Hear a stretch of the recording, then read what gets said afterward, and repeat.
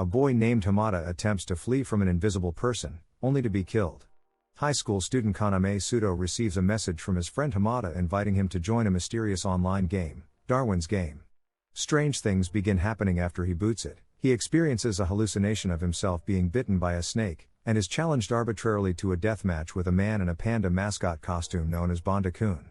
Kaname is saved by his other friend Kyota, who explains that Darwin's Game is a cruel, real-life survival game that pits players against one another. During a match, there is no way to call for help except for within the game. In addition, the game grants each of its players a unique superhuman ability known as a sigil, with Bonda-kun's ability being able to turn invisible. Kaname puts up a good fight but ends up being outmatched until out of pure luck, a car collides into Bonda-kun while invisible and promptly ends the match. Bonda-kun's body is then teleported bit by bit, leaving only a pixelated body carving in the floor. While Kaname is fighting, Kyota dies of blood loss, having been slashed by Bonda-kun previously, but leaves a message to Kaname telling him to survive.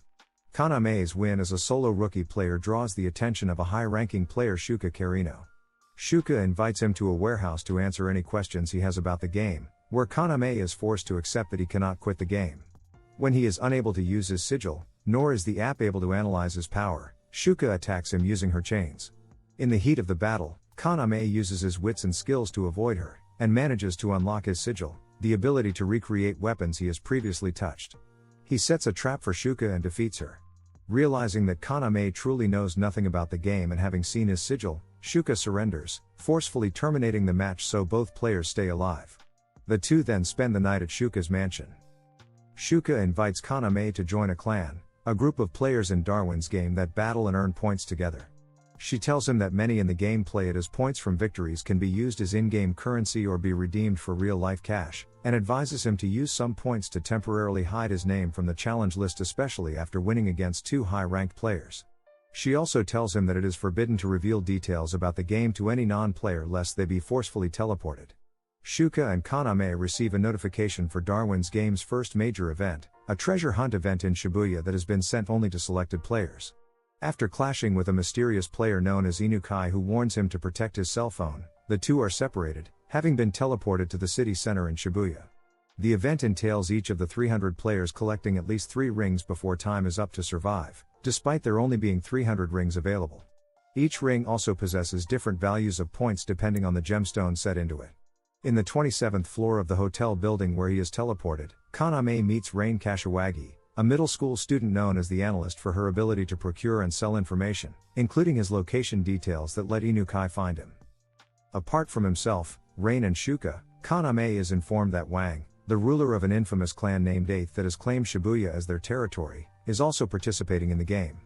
By the time he exits his hotel room, almost 10 players have been killed in the hotel and floors from the 25th floor downwards have been barricaded by thick greenery.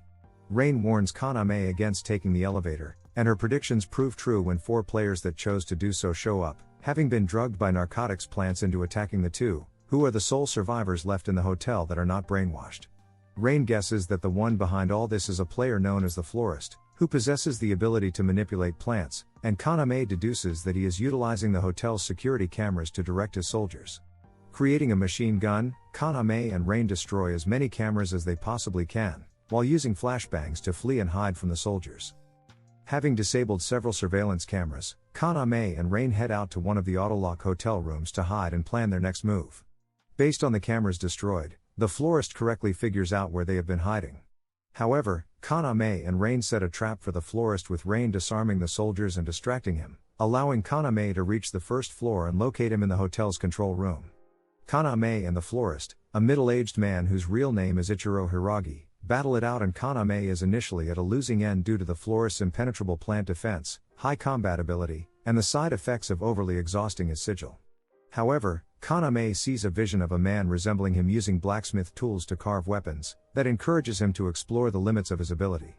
Kaname reawakens, creating a machine gun strong enough to penetrate his armor by sacrificing the gun's durability to win the fight.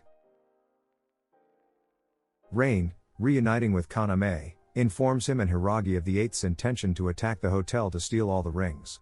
As everyone is utterly exhausted, Rain proposes that they form a temporary clan to fight against Eighth and protect their rings. As the Eighth prepares to invade the hotel, Kaname forms a makeshift clan with Rain, Ichiro, and Ryuji Maisaka, the player Kaname gave a ring to before becoming Ichiro's puppet in the elevator.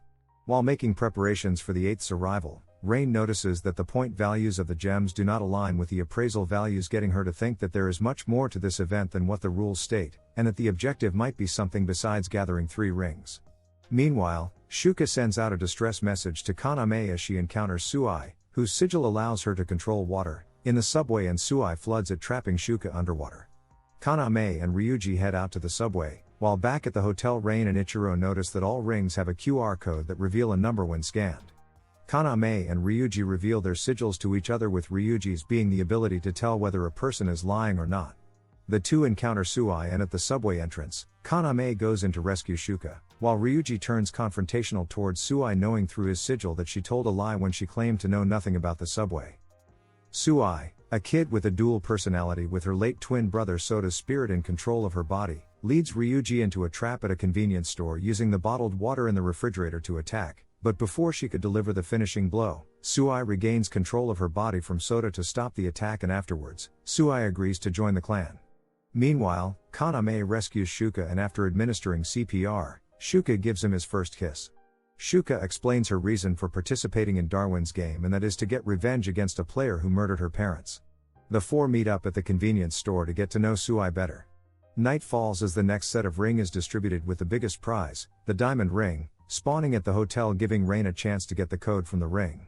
Ichiro reveals that he plays the game because he needs money to support his daughter Suzune, who has a bad heart. With the 8th invading the hotel, Ichiro takes possession of the rings to use as bait, as well as to help the other clan members hide their location, and he sets a trap at the hotel, killing several 8th clan members. Rain uses the diversion to run towards Shibuya Station, as through the numbers and understanding that they are related to hardness, Rain figures out that the numbers refer to the latitude and longitude coordinates of the true treasure in this event. Ichiro battles Sig, whose pyrokinesis sigil puts him at a huge disadvantage. Having set a trap at the hotel, Ichiro runs away with Sig in pursuit to activate it. However, he is ambushed by Keiichi, who along with Sig are Wang's strongest henchmen, and the two mortally wound him. Using sigil on himself to keep himself alive a little bit longer, Ichiro activates the trap to collapse the hotel, crushing the 8th's present. Meanwhile, Rain arrives at Shibuya Station and learns that while the 8th also figured out that the true treasure is there, they could not find it despite searching the entire station, as they have not seen the code from the diamond ring yet. However, Rain gets captured as a member whose sigil allows him to sniff out her scent, alerts the gang of her presence, while Wang's sigil allows him to teleport right in front of her, which her sigil failed to predict. Wang threatens Rain to reveal the code on the diamond ring, and Rain responds by telling a long story to buy some time for the rest of her clan to arrive. Kaname leads Rain to a safe place so that she could figure out the meaning of the code on the diamond ring, while Shuka, Suai, and Ryuji engage in battle against Wang and his gang. While hiding, Rain figures out that the code 185911 refers to November 1859, when Charles Darwin's book The Origin of Species was published. Meanwhile, Ryuji tries to distance himself from Wang, having incorrectly deduced that his attacks are only effective from close range, and Wang uses his sigil to attack Ryuji from behind and amputate his left hand.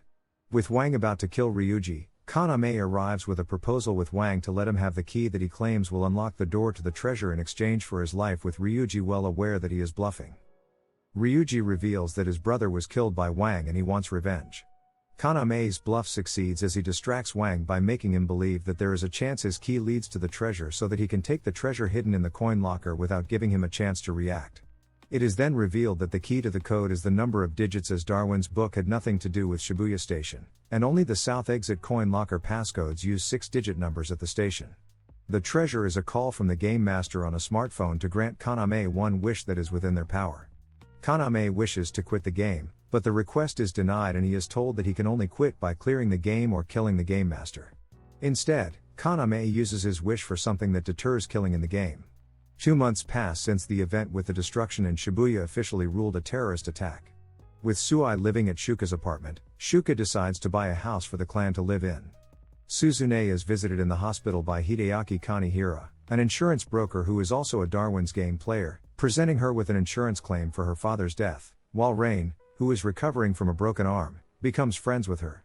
Rain tells Suzune that she knows what happened to her father, but because Suzune is not a player, Rain cannot reveal the truth. Kaname spends the past 2 months training at the Danjo Boxing Club.